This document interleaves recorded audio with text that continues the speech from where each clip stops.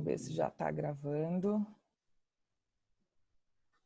Aqui apareceu já. Apareceu lá em cima, recording. Fala, galera, tudo bem? Estou aqui, para quem não me conhece, eu sou Suelen Petri, iniciando uma websérie. A gente vai ter alguns vídeos aí na sequência, com um certo intervalo de tempo, falando um pouquinho sobre autoconhecimento, sobre ferramentas, ciências, sobre o que a gente tem disponível hoje no mercado. Uma grande oportunidade também para pessoas que têm interesse em se desenvolver, em procurar, né, aprimorar o autoconhecimento, o autodesenvolvimento. Uma grande oportunidade que vocês vão ter nos próximos vídeos, nos próximos dias, de conhecer um pouquinho de cada uma dessas ferramentas, dessas ciências, dessas áreas, com grandes especialistas. E para começar o nosso trabalho, inaugurando a nossa websérie, eu convidei o Ricardo, que é um grande amigo pessoal, uma pessoa muito querida, um super profissional, uma pessoa da minha rede de confiança. E, Ricardo, quero te agradecer por estar aqui, por aceitar o convite prontamente, em estar conversando. E para a gente começar, eu queria que você se apresentasse, queria que você falasse um pouquinho de você. Eu que agradeço, Suelen, pela confiança, pelo convite de estar aqui com você, né, nesse seu projeto, que tudo tem a ver comigo e acredito que também seja um grande sucesso aí que está por vir, né. Suelen, eu sou, para quem não me conhece, então, eu sou Ricardo Teji-Taka, que eu sou psicólogo de graduação, foi psicologia, tenho mestrado na área da educação, especializações na área da psicologia também. Já experimentei muito técnicas integrativas, técnicas de meditação, técnicas transpessoais, que me ajudam a ter uma visão do mundo um pouquinho diferente na hora de realizar a minha prática. Dentro sempre dos conceitos principais de uma abordagem terapêutica que eu sigo, que eu estudo e me aprofundo, chamada Gestalt terapia. E aí eu estou à sua disposição para essa nossa conversa. Muito obrigada mais uma vez por aceitar o convite. E aí, o primeiro tema que eu escolhi, que é psicoterapia, que o Ricardo está aqui, eu acho que a psicoterapia talvez tenha sido, de tudo que a gente tem hoje no mercado, a que mais sofreu ou que enfrentou maior resistência no início, né? Tinham muitas objeções, as pessoas falavam antigamente que terapia era coisa para maluco, era coisa para doido. Hoje a gente vê na terapia as pessoas falando, inclusive, de uma necessidade realmente. Então, eu queria que você primeiro explicasse para a gente o que é psicoterapia, né? Que você fizesse uma abordagem, uma conceituação, aquilo que você considerar pertinente. E depois também falasse para quem serve, para quem serve, né? Para que serve, né? Quem que pode vir, enfim. Sinta-se à vontade em compartilhar a tua visão, né? Aquilo que você entende como psicoterapia e para quem serve, né?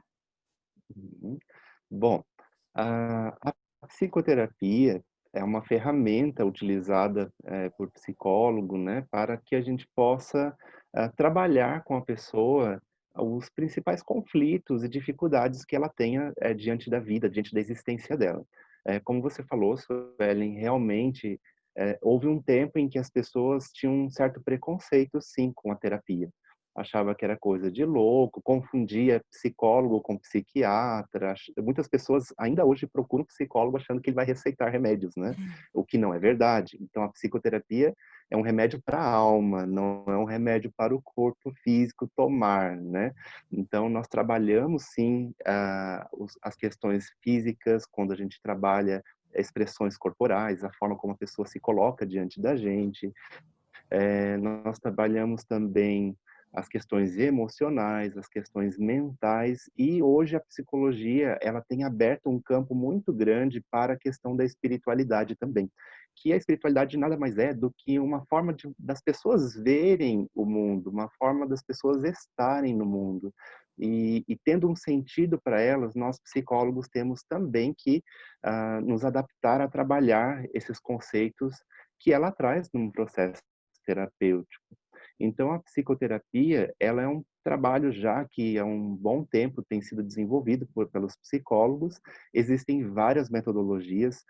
Só para você ter uma ideia, a última vez que eu tive acesso, né, a uma pesquisa sobre quantas abordagens de terapia existem dentro da psicologia, eu lembro que tinha mais de 430. Então eu Uau! costumo dizer assim que como eu É costumo dizer assim que bastante. como cada pessoa tem uma forma de pensar, né. Então, aquelas formas semelhantes vão se agrupando em abordagens maiores, né. Então a gente poderia dizer hoje que, existem 3 ou 4 grandes formas de terapia, que é a terapia tradicional lá da psicanálise, né.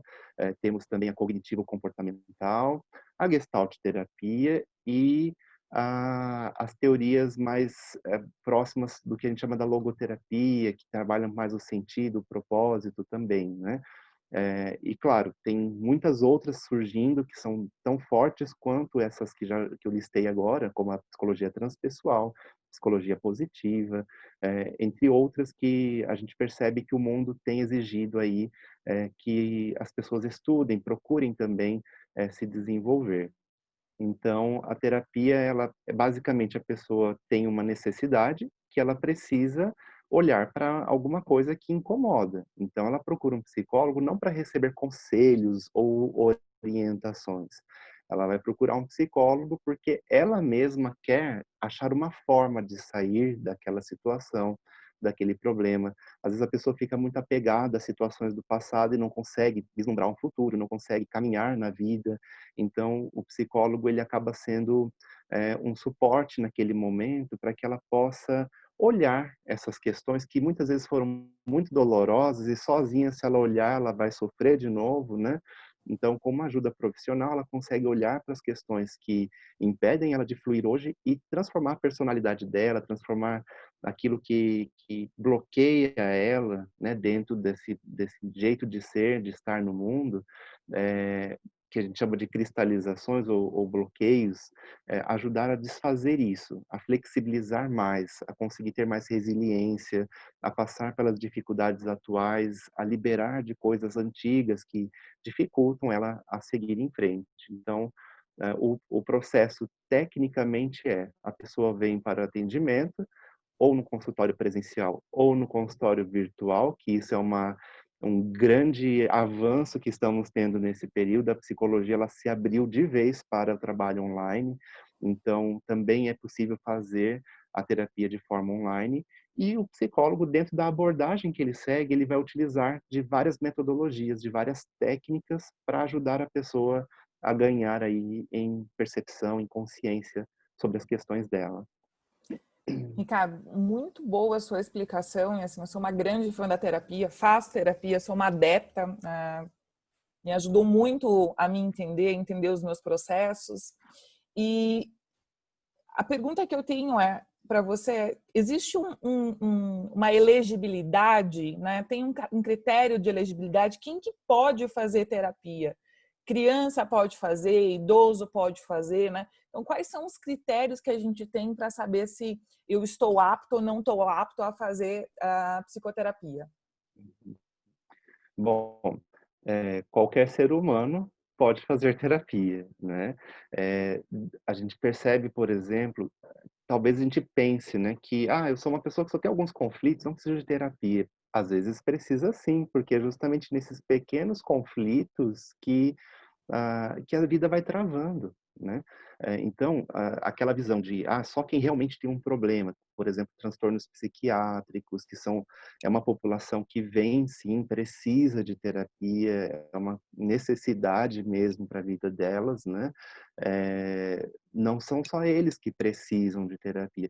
Até porque, cada pessoa vai ter ali diante dessas possibilidades de atendimentos, né, múltiplas possibilidades de trabalhar as suas questões. Então, eu costumo dizer assim que às vezes você tem alguns bloqueios, algumas situações internas mal resolvidas, vai para terapia.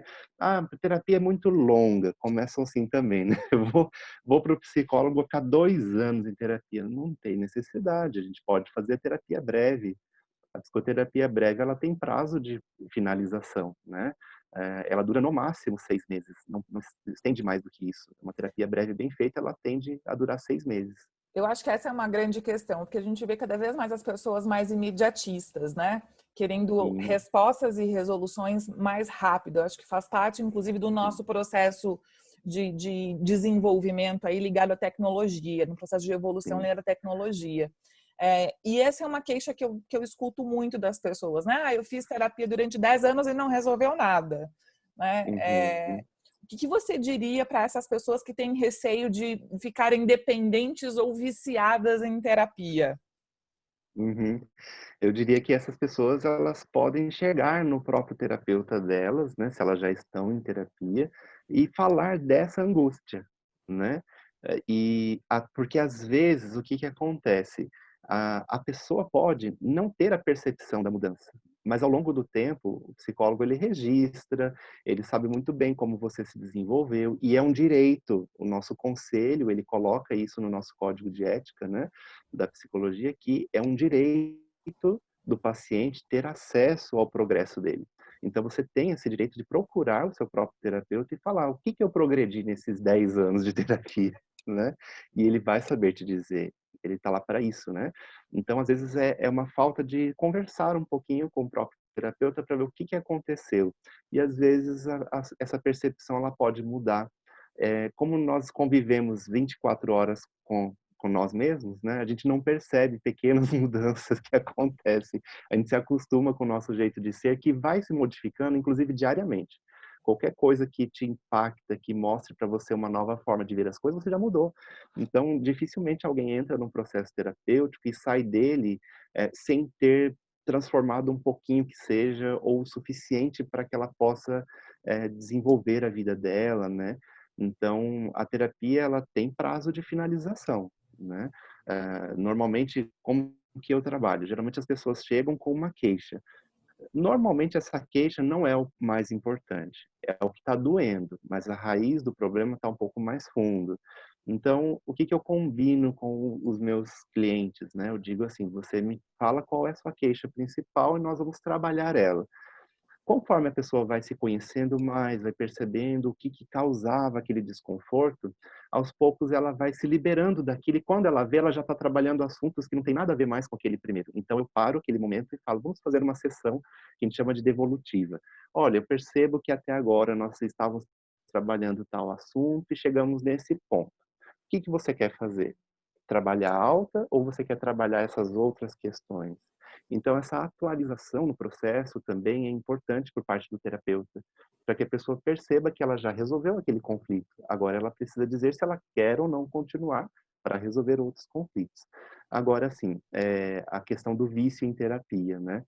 Eu diria também, assim, Suelen, que a terapia ela é fundamental sempre por um período de tempo na tua vida. Não é para ficar para sempre, porque eu sempre falo assim para as pessoas que eu atendo e até converso com outras pessoas que já fizeram terapia, assim como eu também há muitos anos já, você não se lembra mais como você pensava antes da terapia.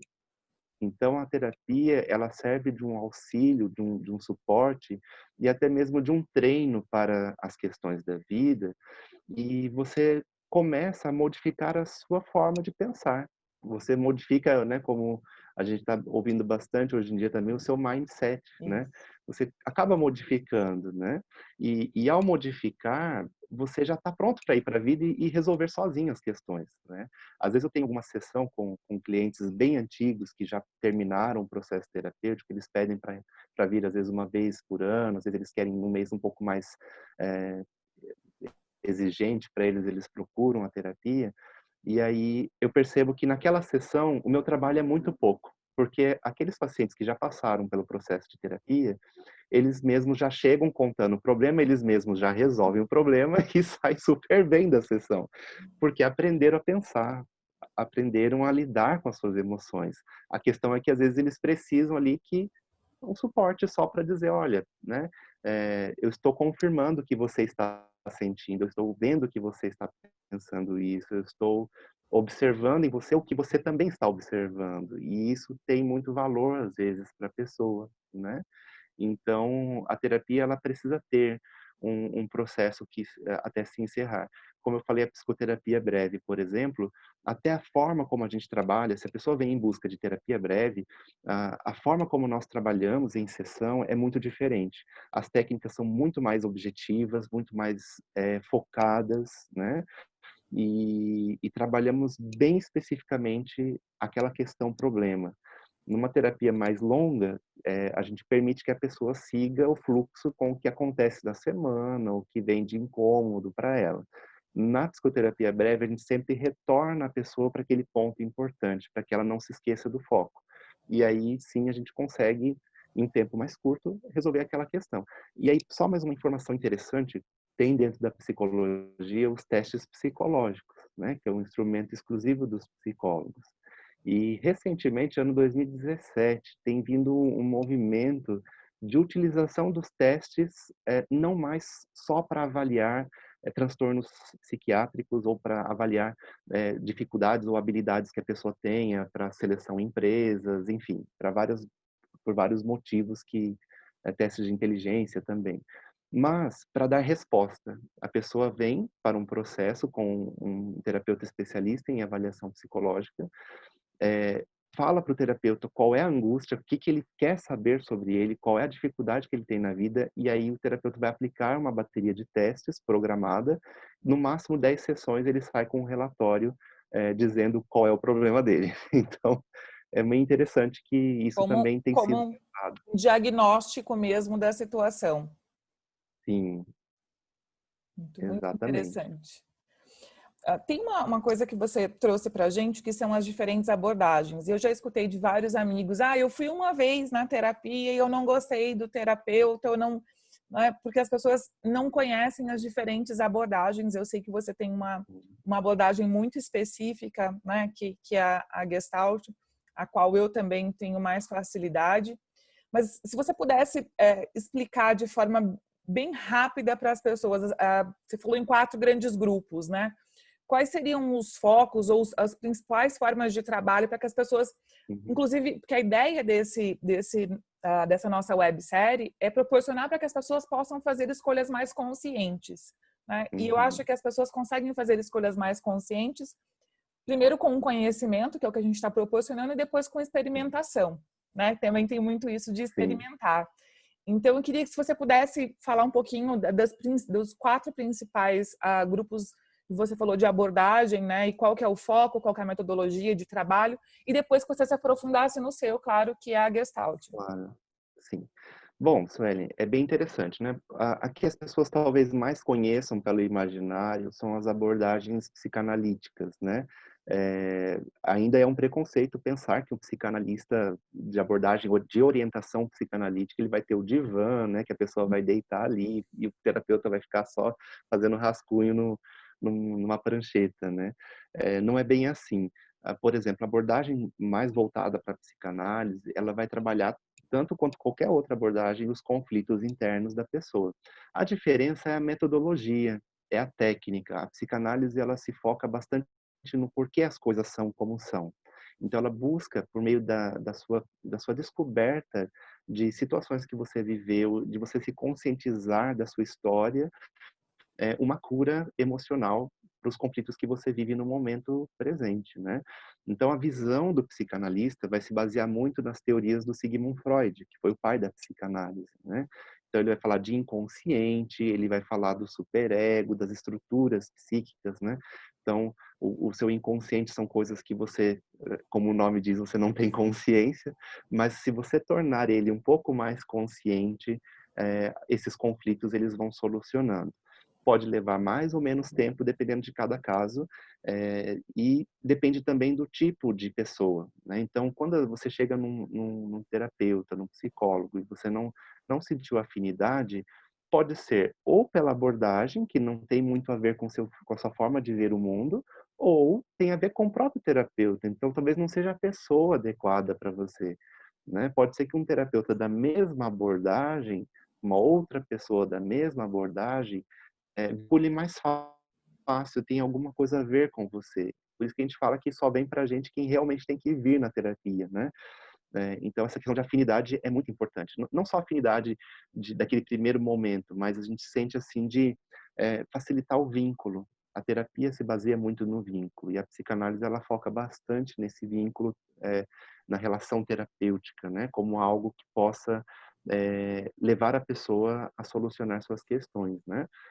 Uma outra visão é a comportamental, que hoje a gente chama de cognitivo comportamental, a terapia cognitivo comportamental ou TCC. Eu brinco que ela é a queridinha dos médicos, porque ela é muito focada. Trabalha crenças, trabalha pensamentos, trabalha as emoções, trabalha tudo com muita estrutura, porque a cognitivo comportamental, ela tem muita base nas pesquisas que foram realizadas de comportamento mesmo, né. Então depressão, síndrome do pânico, todos esses transtornos, emocionais que as pessoas podem vivenciar isso, ninguém está isento de algum momento da vida passar por um momento de pânico ou por uma depressão, né? Não existe um fator que seja é genético, hereditário, não. Qualquer pessoa em uma crise diante da vida pode passar por isso, né? Então eles têm protocolos e metodologias bem pontuais para esse trabalho. Então acaba que é mais direcionado para as questões cognitivas e comportamentais. Então o que Uhum. você pensa, qual é a sua crença e como você se coloca no mundo. Então essa seria mais a abordagem cognitivo-comportamental. A outra abordagem que eu falei também, que é a psicologia positiva, a logoterapia, que assim, não são chamadas de abordagens ainda, são movimentos, né, porque ainda ela não se consolidou enquanto teoria. Ainda tem algumas pesquisas, muitas novidades estão surgindo. Então a logoterapia ela é baseada num psicólogo chamado Viktor Frankl, que ele foi preso num campo de concentração, né, durante a guerra, e lá ele desenvolveu a teoria dele sobre o sentido da vida. Então a logoterapia ela foca bastante no sentido da vida, no que a pessoa tem para a vida dela. A psicologia positiva, ela tem mais a ver com a construção da felicidade, e não aquela felicidade como a gente vê que às vezes é vendida, né, para a gente pela mídia, naquela felicidade eterna e tudo. Não, mas o que que gera felicidade em você? O que que faz sentido para você também, para que você se sinta melhor, que você sinta felicidade. Trabalha muitos aspectos das emoções positivas que eles colocam, né. Então, uma promoção do bem-estar por meio da psicologia positiva seria um foco interessante. E, a Gestalt terapia, ela se enquadra dentro das abordagens que a gente chama humanistas. Então, ela acredita que o ser humano ele nasce essencialmente bom, e a gente precisa trazer essa bondade para fora, né. Então a Gestalt, ela tem o método da Gestalt é fenomenológico. Isso choca um pouquinho, porque nós estamos num mundo muito positivista, em que tem uma ação e reação. Então a Gestalt ela não fica tão preocupada com ação e reação, mas como está acontecendo isso nesse momento. A Gestalt terapia ela foca no momento presente.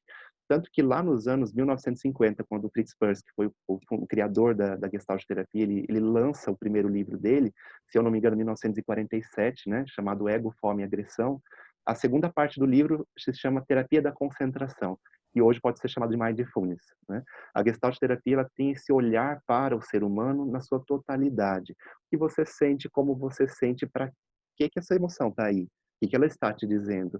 O que você pensa, como você pensa e para que você pensa isso? Né? Qual é o sentido de você ter esses pensamentos, né? Então, como que você percorre isso tudo internamente e como que isso afeta o teu mundo, como isso afeta a tua relação com o outro, o que que isso faz com que, qual é o afeto que isso traz para a sua vida, né? Então, a Gestalt ela trabalha no aqui e agora. Não exclui o passado, não exclui o futuro. A gente entende que dentro da gestalterapia o passado ele é importante, ele está então na nossa historiografia, né, na nossa história no fundo, que vem em alguns momentos sim, na terapia, o passado ele sempre vem a ser trabalhado, mas sempre fazendo uma ponte com o momento presente. E o futuro também, porque são as expectativas, são os nossos anseios, as nossas ansiedades, né? E o gestalterapeuta ele vai tentar entender junto com o cliente, vai tentar descrever para ele o que ele consegue observar. Eu vejo que você está fazendo o movimento com o corpo dessa forma, como você se sente ao fazer isso? Então ele vai trazer consciência corporal para a pessoa, vai trazer consciência ou percepção das emoções, e aí eu brinco, né, hora de dar nome aos bois, porque muitas pessoas chegam para terapia, especialmente quando fazem pela primeira vez, e não sabem o que estão sentindo. Só sabem que tem um desconforto, né? Então, dar nome aos bois é o primeiro passo, é muito importante, porque depois que você sabe o que você sente, o gestalterapeuta vai te ajudar a respeitar isso. E se respeitando, você vai longe, né? Suas relações mudam, você muda, situações que eram difíceis não são tão desafiadoras assim, e a vida tende a fluir, né? Com muitos desafios, como sempre a vida vai ser, isso a gente entende. Só que a forma de lidar com eles tende a ficar diferente depois de um processo desse, né? Então, a Gestalt, ela, do meu ponto de vista, é o que eu poderia dizer hoje disso, né? Porque como ela também está sempre em construção, tem sempre alguma coisa nova. Hoje a gente já fala de uma Gestalt terapia transpessoal que inclui os processos espirituais que a pessoa vive na vida. E isso para mim é fantástico. Falar de espiritualidade é algo que eu gosto muito. Então, não tem como você estar no mundo sem você ter uma relação íntima com Deus, que você acredita, com a sua espiritualidade, com os assuntos ligados à sua fé, o que faz sentido, o que te dá base, né, para que você possa existir. Então, e para quem também não acredita em Deus, também existe espiritualidade, né? Sim. Então, a espiritualidade, ela engloba o sentido da vida para você, e a Gestalt terapia vai trabalhar isso sim. Então, são vários assuntos, né, Célia? Eu acho que Gestalt tem muita coisa para contribuir. Vale um webinar inteiro, uma conversa inteira só sobre Gestalt. Eu sou uma apaixonada e eu acho que Sim. isso que você trouxe no final, que é essa inclusão do aspecto espiritual, da visão espiritualista do ser, né, nos processos de psicoterapia, para mim é um grande avanço, né? Eu, quando comecei a fazer terapia lá muito tempo atrás, ainda na adolescência, era muito mental, né? Era muito Uhum. mental. E eu vejo o quanto a psicoterapia foi abraçando essa questão da espiritualidade, né? Até a gente chegar ao ponto que chegamos, e assim eu acredito que a gente vai continuar ainda evoluindo e abraçando tudo que vai trazendo. Ricardo, para a gente finalizar a nossa conversa, porque como a gente sabe, as pessoas também não têm muita paciência para assistir coisas muito longas, Sim. para a gente ser o mais breve possível. É, se você pudesse dar dicas para as pessoas em relação a como escolher um bom terapeuta, né? Como escolher uma terapia, que dicas você daria para que as pessoas pudessem fazer essa escolha de forma mais consciente, né? E que as pessoas possam se abrir também para essa escolha que eu considero tão importante. Então, que dicas você daria para alguém escolher um terapeuta aí no decorrer da vida? Sim. Bom, acredito que a primeira dica, na verdade, é uma informação. Às vezes a pessoa ela vai achando que vai ter que ficar ali na terapia, né? Então, o primeiro ponto é, você tem direito também a fazer uma sessão inicial para conhecer. Então, se permita, primeira dica é, se permita experimentar uma sessão. Você gostou daquele psicólogo, gostou da forma como ele vai trabalhar, tenta conhecer mais. Hoje em dia, nós estamos em vários lugares divulgando, né? O Instagram mesmo, quem me segue tem várias dicas, várias informações ali sobre autoconhecimento, psicologia, enfim, espiritualidade também. Então, olhe primeiro para aquele profissional, né? Veja o que ele tem a oferecer, qual é o tema que ele mais trabalha, veja se tem afinidade com você, e de repente pode ter sido até uma indicação de alguém. Então converse com esse psicólogo, marque uma sessão, veja o que fica bom, né? Se você sente afinidade com o trabalho dele, se faz sentido para você, aí continua. É sempre bom, quando você vai procurar uma terapia com um psicólogo, saber que o psicólogo ele tem um registro profissional. Então o CRP ele tem um número, tem um código lá que afirma que esse psicólogo está registrado, ele realmente é um psicólogo, então você pode confiar ali naquele documento, né? Como os advogados, com a ordem a OAB, que eles têm também uma carteira profissional, né? Exato. Então, o psicólogo também vai ter isso. Então, o conselho ele vai normatizar a prática profissional, né, do psicólogo. Bom, outras dicas também, eu acredito assim que vai muito do sentir. Eu percebo assim que às vezes você até já esteve em terapia em algum momento e você pensa: "Ah, será que eu volto para aquele mesmo psicólogo?". Sinta no teu corpo, sinta no teu coração se aquilo ainda faz sentido, porque às vezes a gente muda de fase, muda de forma de ver o mundo e aquele terapeuta ele já não tem mais aquela afinidade. Então você pode se mudar de terapeuta, isso é outra coisa.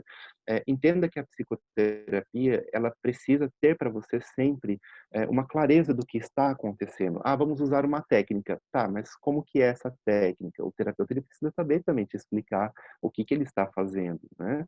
Então, tendo essas informações, eu acredito, assim, que você consiga ter um bom profissional, prestando serviço para você, né.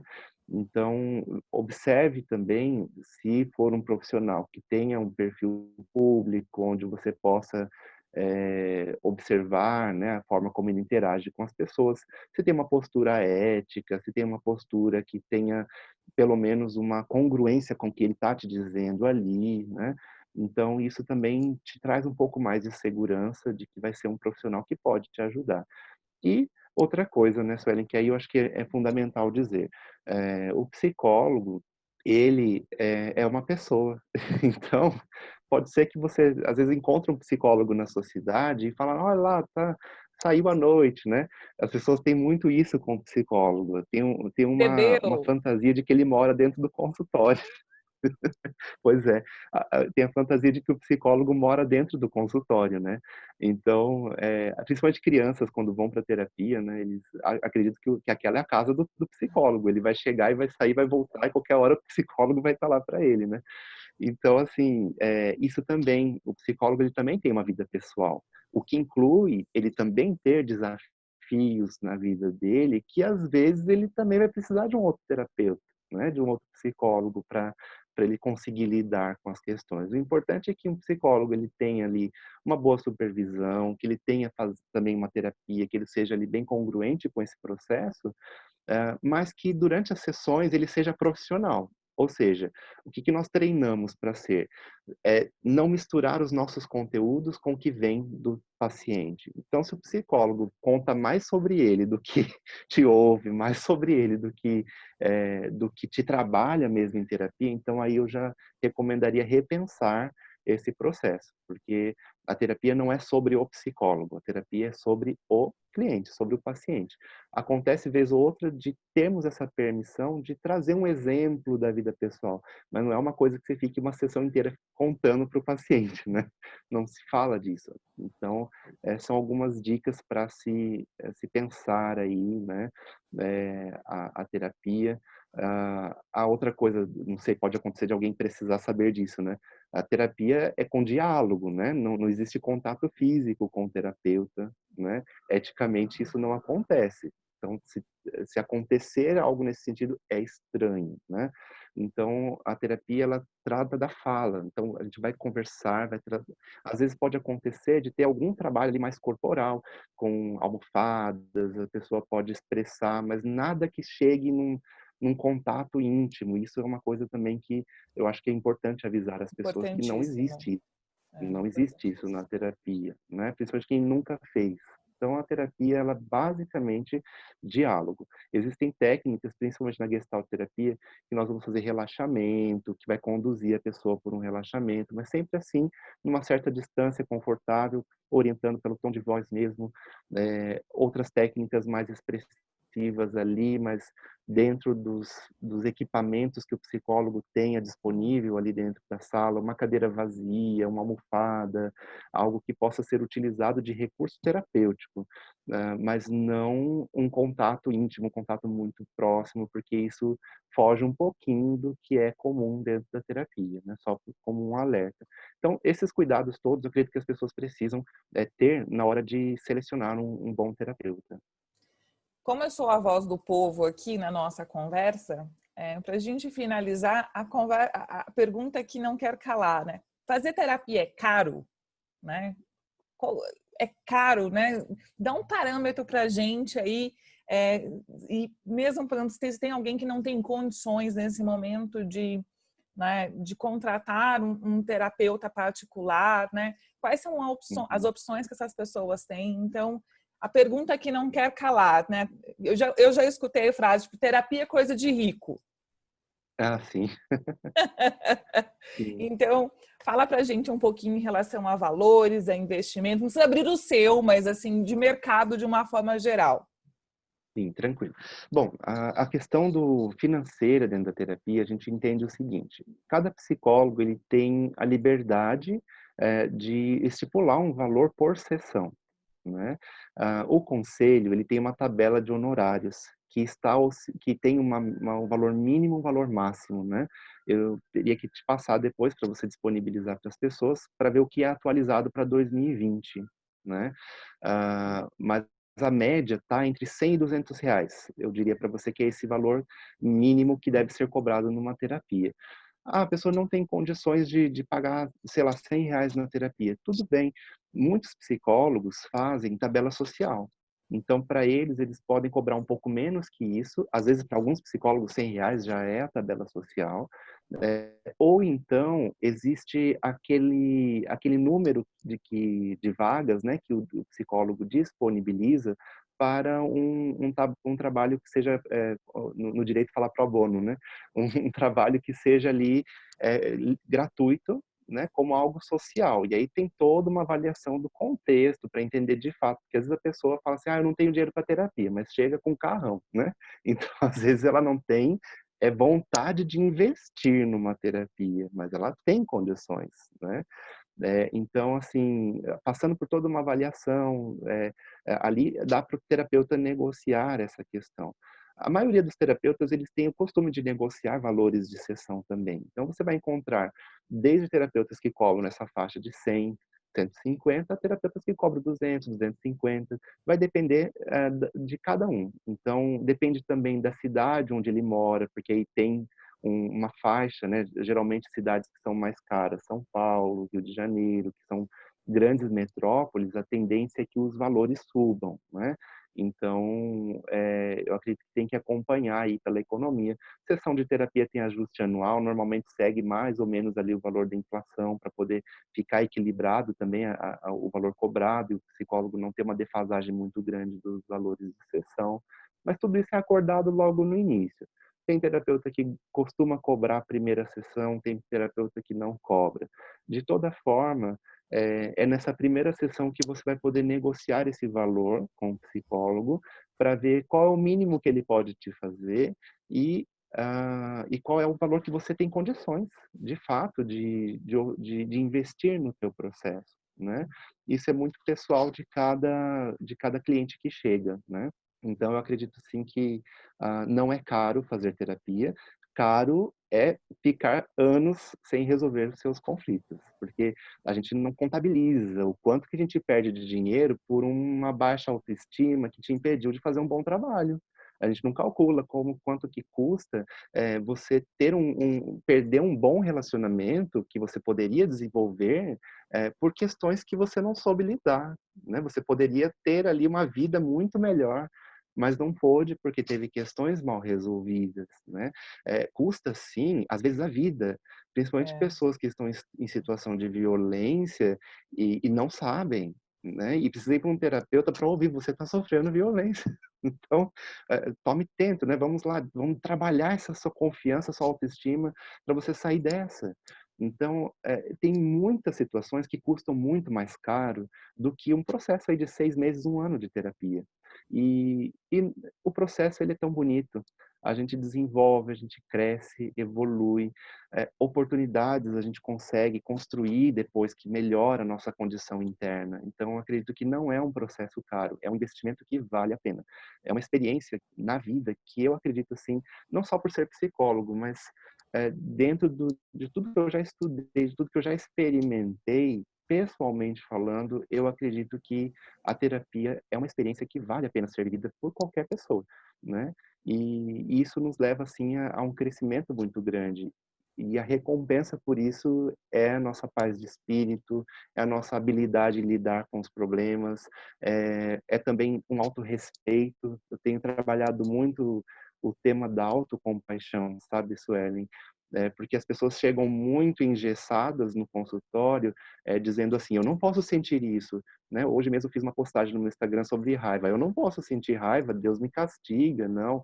É feio, eu sou uma pessoa boa sentir raiva. Feio é você não se permitir sentir. Então, respeite-se, né? Se ame mais, cuide de você. Terapia é um autocuidado, é um artigo que você tem que ter para desenvolver sua saúde mental. E aí sim, né? Lembrando também, saúde mental, quando você não tem, o corpo vai padecer. Quando a sua mente não consegue processar tudo que você está vivendo, o teu corpo vai te exigir. Então, ou você vai investir em você de uma forma tranquila, bem estruturada, ou acontece muitas vezes do teu corpo reagir. Aí as reações ao estresse, as depressões, os transtornos de ansiedade que estão aí muito vivos hoje no mundo e exigindo atenção, né? Então, eu diria que terapia não é cara. É um processo que você vai chamar de investimento pessoal, como você está propondo aqui para as pessoas, de um desenvolvimento pessoal, então vale a pena. É. O que vem depois disso é muito bom. Eu sempre digo que eu acho que ir para a psicoterapia é sair da linha da sobrevivência e entender o que é viver de fato. Sim, muito bem. Isso mesmo, Sueli. Sinto exatamente isso. Ricardo, quero agradecer imensamente a sua participação, né? No primeiro momento que eu chamei, você já se prontificou a vir aqui, a conversar. Como eu sempre digo para quem me acompanha, faz parte da minha missão, do meu propósito, esclarecer para as pessoas, levar conhecimento, né? E eu acho que a gente está num momento onde tem tantas ofertas que às vezes as pessoas ficam um pouco confusas de que fonte beber. Então, quero agradecer imensamente a sua prontidão. Você é uma pessoa muito didática, né? E eu fico muito honrada em tê-lo aqui, porque é muito fácil te ouvir falando, né? Você tem uma didática que permite com que as pessoas possam entender um assunto que é complexo e que é tão importante. Então, só tenho gratidão e aí eu deixo o espaço para você se despedir do pessoal. Deixa também seus contatos, suas redes sociais, para quem quiser te procurar, quem quiser te seguir, tá lá. Tá certo, Sueli. Eu que agradeço, né, esse convite. É sempre muito bom poder falar desses assuntos. Eu gosto muito, eu vivencio, né, a própria Gestalt terapia. Eu trabalho no consultório, mas eu tenho ela muito como um olhar para minha vida, né? Então, tudo que eu faço, eu tento me aproximar dessa visão de mundo que é tão humana, tão acolhedora. Eu gosto muito disso. Então, acaba que fica muito prazeroso, né, poder falar desses assuntos também. Então, assim, eu gostaria de te agradecer as pessoas também que assistiram até o final nossa conversa. Acredito que elas possam, de repente, ter alguma contribuição com a vida delas, é muito importante isso. E elas podem me procurar também no Instagram. Eu estou lá como Ricardo Teiji Takaki. É só colocar o @Ricardo Teiji Takaki, vai poder encontrar a minha página com várias dicas sobre emoções, pensamentos, reflexões, várias coisas interessantes que eu tenho colocado lá, né? Depois, se você quiser disponibilizar também, eu deixo o meu número de WhatsApp, que é o meu número profissional. Eu estou falando aqui, nós estamos, né, Suelen, de Campo Grande, Mato Grosso do Sul. Então, o DDD é 67 99168-2772. Então, pode também me procurar diretamente pelo WhatsApp ou pelo meu e-mail, né, contato@ricardoteige.com.br. E ela vai ter acesso também a conversar comigo. Qualquer coisa, eu estou à disposição. É isso, um beijo enorme, um beijo a todos vocês. Obrigada para quem está aqui, quem nos acompanhou. E fica ligado, porque durante os próximos dias vocês vão ter vários vídeos, cada dia falando de um assunto específico. Então se liga aí que tem bastante coisa legal. Um beijo enorme, até mais.